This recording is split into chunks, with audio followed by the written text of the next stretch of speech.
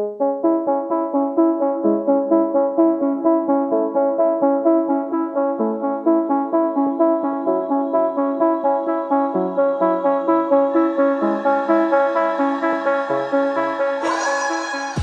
and welcome to the Blackout Podcast, where I get to talk to amazing people who do amazing things. And today I have my friend Andrew from Mezcal, Agua Santa.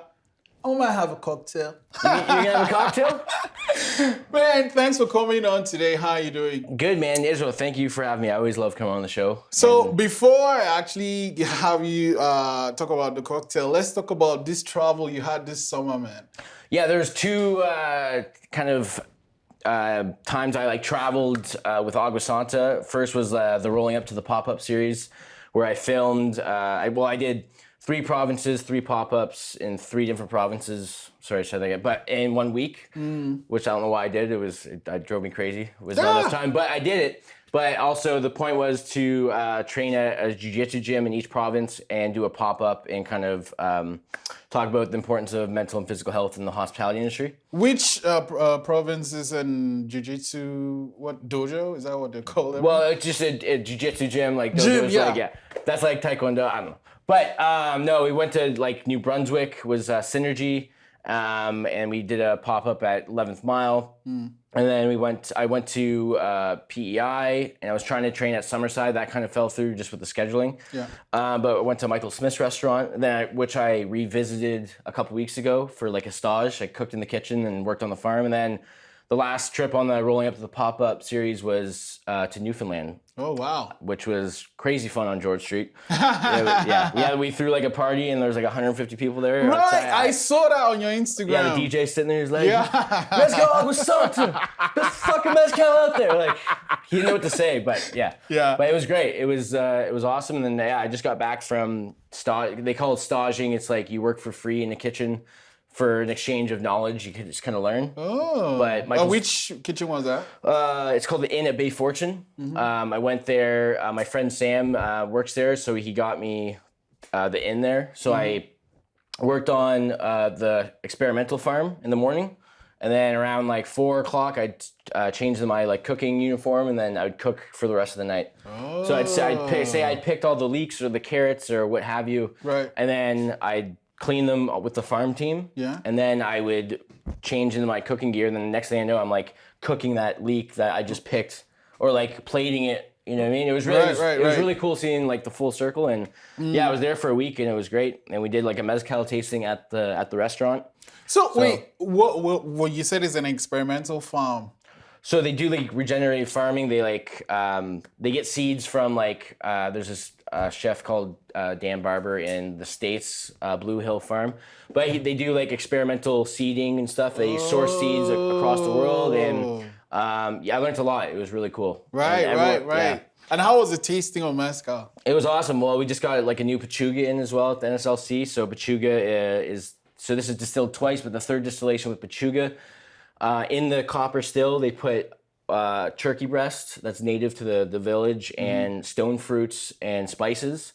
So they cook turkey in the still, and it comes out at a higher ABV, but it has this a lot of umami. It's very smooth. It's soft.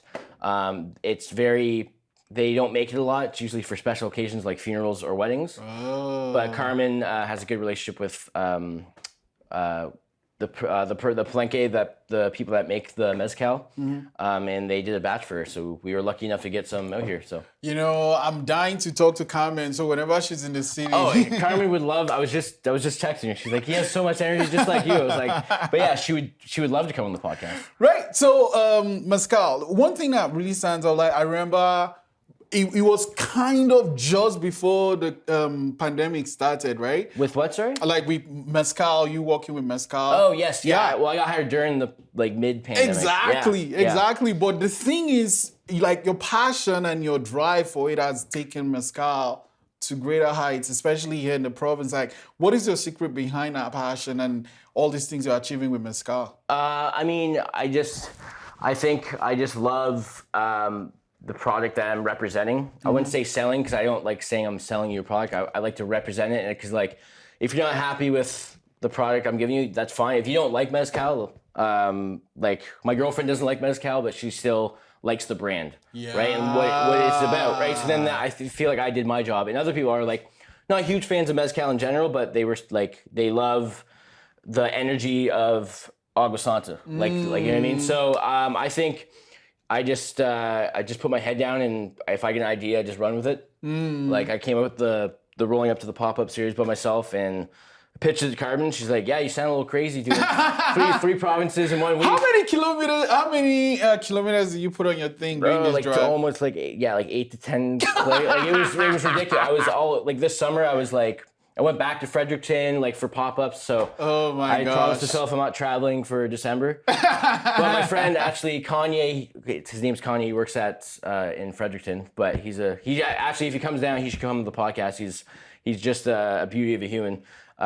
He asked me to come down for another pop-up mid-December. So I'm like, God damn, I gotta travel again.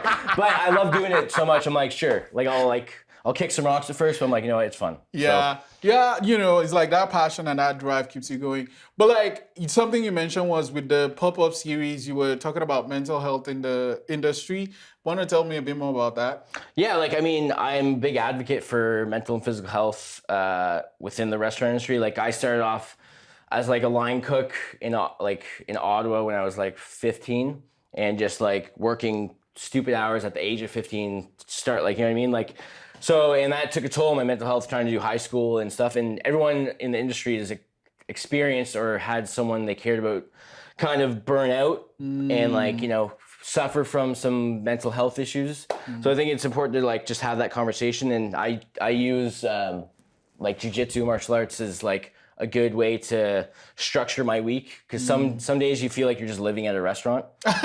Well, so yeah, or like, so it's good to like, have something else other than bartending or cooking. You know what I mean? Because I was bad with that too. Like I was like, this is my life. That's all I care about. Just bartending. And then I got back into jiu-jitsu, and I can be like, okay, I'm not going to go out tonight after work or whatever the case is, like with my work, because I have jiu-jitsu at 6 a.m. So it kind of helps, like, and then you have another friend group outside of the restaurant industry, which is good. Like I love my family. I call them family in the restaurant industry. But it's good to have like another outlet or community that you're a part of. That you can just, no one's talking about martinis to like filet mignon. Like, you know what I mean? Like you're just like, this is all we're gonna talk about is jiu-jitsu, and it's healthy. So I'm a big advocate. I've had mental breakdowns working too much, and so I'm just like, it's very important to have that other outlet. So before the cocktail, let's talk about jiu-jitsu, because like that's the one way you try to choke people out. But it's called jiu-jitsu. It's called the beautiful art. There's this guy. I think it's like this family in Brazil. Like they are the Gracies. Those guys. Gracies. They went from like Japanese jiu-jitsu, and they taught like Helio Gracie. There's like in like the early 1900s, but they developed Brazilian jiu-jitsu. Because there was jiu-jitsu before, but they developed their own style of jiu-jitsu that just took over. What the frick is the material made of? Because no matter how you grab it, actually, I just recently ripped my pants the other day. I don't know. Like, because, but the gi top is very strong. Like, it's never torn. They pull it and like... But the other thing again is, there was this video on YouTube, and this person was just demonstrating a hole, and the person fell asleep in like 2 seconds. Well, not 2 seconds, but like it doesn't take a lot. If it's a clean choke, I've passed out in the gym, and you're like, whoa. It was like, and the guy was like, he was like demonstrating this like hole to the class, right? There are people, and it's like, but you have to kind of be careful, because. And the person is like, he now taps the guy, and the guy wakes up and like... Did he put his legs up in the air? Yeah. Because you need the blood to go back to your brain, which is crazy. But it's happened before. If the choke comes on too strong, or someone doesn't want to tap, then they just like...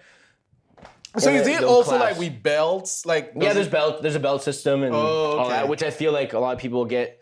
kind of like really into, because you can kind of see your progress. Right? So what is the grades? Like you put in like years of training, and you like see some stripes on your belt. You're like, okay, like sorry, it's not. Is it like colors or? How? Yeah, they go. Well, for jiu-jitsu, it's white, blue, purple, brown, black. Oh, black is you can kill people in 2 seconds. No, black is like you can avoid situations so you don't have to kill people. It's also they teach you just how to avoid fights properly, right? Because you don't need But like, the last if thing he a black came- belt wants to do is Like choke someone because out. if he comes to it, you kind of have that. But like, it's great how you're using that to like take care of your mental health and like, you know, not burn out in the industry. But the other thing I think you have is like this amazing passion you have for this product, this brand. Why like I'm so this? passionate I got the tattoo. Exactly. Why this brand though? What do you love about Mezcal Agua Santa? I think just what I love first and foremost is because I didn't really, before I got hired, like I was a fan of Mezcal, like obviously working as a bartender, like you have to, you know, work with not just a certain spirit, but like, you know, scotch to vodka to gin, whatever. But even before I kind of worked for Agua Santa, like I really liked their Mezcal, which was like a plus. And then Carmen reached out and I got the job. But I think the way Carmen presents the company and herself, because it's like, and it's like I'm proud to work under her and be the Atlantic Canada brand ambassador, because it is like properly made mezcal, like artisanal mezcal. It's female owned and it's Canadian owned. Yeah. So, because she was born in Mexico, but she does live in Toronto now. But I think it's very important to like represent that as well. Coming from a male-dominated industry, so I think she's doing a fantastic job. So thank you, Carmen. And so before we get to the cocktail, this new guy. We just got these in at the NSLC. They're the Christmas gift boxes that will be there probably till like throughout all December. Be a great little gift for any Mezcal fan or someone trying to get into Mezcal. Comes with a full bottle of Mezcal Agua Santa Espadín, 750 mils, and 2 traditional Mezcal tasting glasses. They're like old school, like candle holders that you have in churches, but they don't have wax in them, don't worry. But there's a GR code too that you can scan. It goes to the website. You can look up the history. And it's not even that much more expensive than the original bottle. I think it's like an extra $5. So if you're gonna get a bottle, might as well get the gift box as well and get a proper Mezcal tasting glass. Yeah.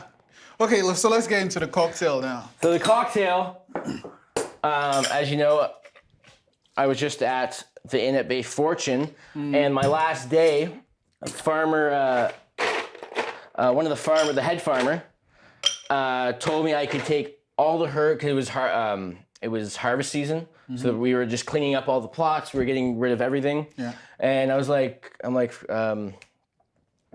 able to take like some marigolds or like? He's like, Andrew, take everything. I was like, he's like, we have too much. Like, we're gonna have to like, you know, just destroy it. Yeah. Because like we're at the end of the season, because they're open for 6 months and they close for 6 months. Okay. So yeah. So I literally, I'll show you a picture after. I literally went around for 3 hours before I had to catch a ferry. I got like probably like 15 pounds of herbs and like other things in like bag. My trunk, my SUV was like just stacked with bags. And I forgot that there's creatures that live in fresh herbs. There was spiders everywhere in my car and I was freaking out, almost like crashed on the way to the ferry. Oh no. Yeah, so, but this cocktail is inspired by the Inn at Bay Fortune. It's called the Big Phil. Nice. Because when I was, so Micheal Smiths is like, he was on the Food Network for years, but he owns the Inn at Bay Fortune, but I was shucking oysters with him, and he's like 7 foot tall. Oh shit! So, but for oyster happy hour for the guests, yeah. But every time a big fat oyster came up, he'd be like, "There's the big, that's Big Phil right there." I thought there was only one Big Phil, but every time another fat oyster came up, it was like, "Oh, Big Phil." So this is inspired by the Inn at Bay Fortune and Micheal Smith. Okay. So it's just 1 ounce Mezcal Agua Santa Espadín, and we have Blanco tequila infused with marigolds, dried marigolds that I picked in PEI before I left. And we have Dolan Blanc infused with English lavender, which is just a strain from England. It's has like some vanilla and cinnamon to it. It's right here. Okay. And then we have some. There's this cool herb that they had at the garden. It's called anise hyssop. It tastes like black licorice, but with like some more vanilla kind of stuff. It's like a really cool herb. That's the dried top right there that I brought back. You can smell. Yeah. So we're just doing a 1/4 ounce of that. And we're just gonna stir, but yeah, this is the big fill for the Inn at Bay Fortune. And a big thank you to the whole team there. Oh, we should have got like a chair. I feel weird like stirring like this. But yeah, thanks for having me back on there. No, it's always great to have you on, and I mean, you always come up with all these insane, awesome looking, tasting cocktails. We should do a cocktail a month. I'll hold you to that. I'll hold you to that. All right.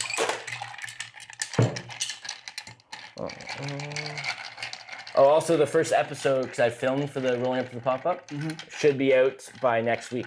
Awesome. The first episode is Fredericton, so. So are you gonna have like you doing like your thing in the gym? Yeah, just me training at the gym and watching like the other instructors as well. But and then just me doing the pop-up and just like some cool shots of each province I travel to. I just got some cool shots of just like the local, like, you know, I went up to Signal Hill in Newfoundland and filmed there and all that stuff. But yeah, so. Oh man, it looks so good.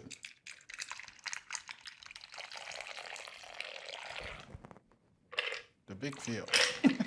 Big Phil! And we will garnish it with some lavender that was picked in the bay.